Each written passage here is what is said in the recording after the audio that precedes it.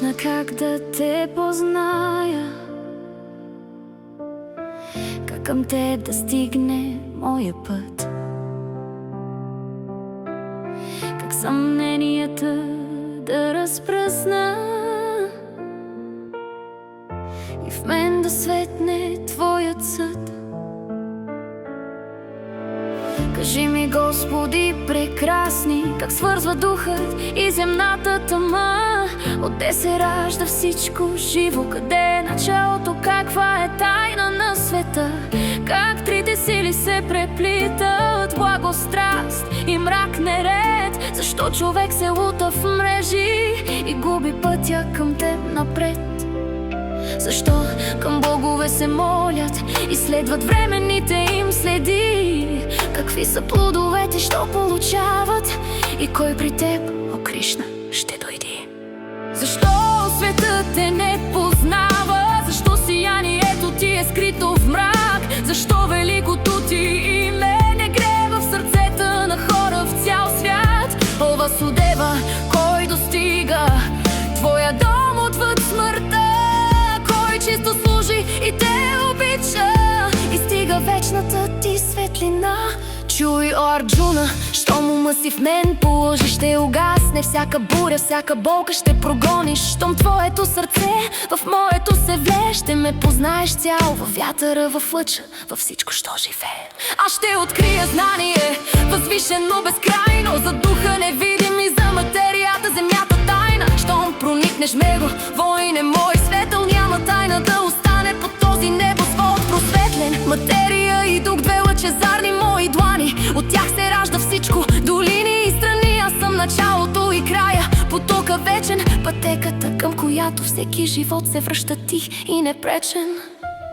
Аз съм вкусът на водата, кристална и прозрачна, лъчът на слънцето и на луната, нежна, среброчиста. Аз съм он във ведите, дъхът на древни мъдреци, дърбата на гения и стъпката на кротките души. Аз съм дъхът на земята, аромата и дълбоки, топлината на огъня, що пали всеки човешки сок. Аз съм животът, вече не угасваш, и силата на силните, без страст, без желания.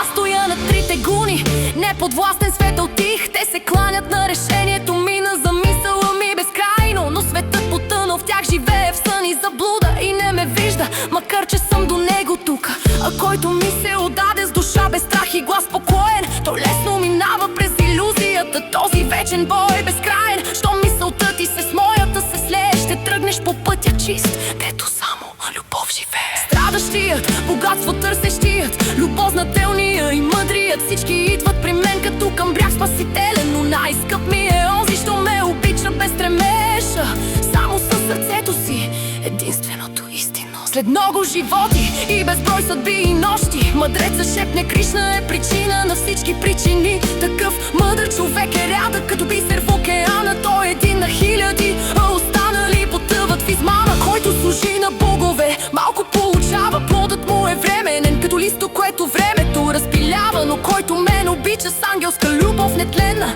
идва в моя дом обителта ми вечна и благословена. Неразумните мислят, че само сега съм станал личност като вас, че някога съм бил без форма, без светлината и без глас. Но аз съм вече нероден, недокоснат от съдбата, скрит само от очите, затворени от собствената им мъгла. Аз знам миналото, настоящето, бъдещия повей. Знам всяко същество, всяка болка, всяка нежност, всеки зов и зовей. Но мене никой не познава цял, нито времето, нито смъртта, нето мъдреца бял. И който мисли за мен и в песен ме зове, ще ме познае дори в последното си дихание. Земно светло лее и в оня миг ще тръгне към мен, без повече тлен, където няма смърт, а има само любов и вечно светъл ден.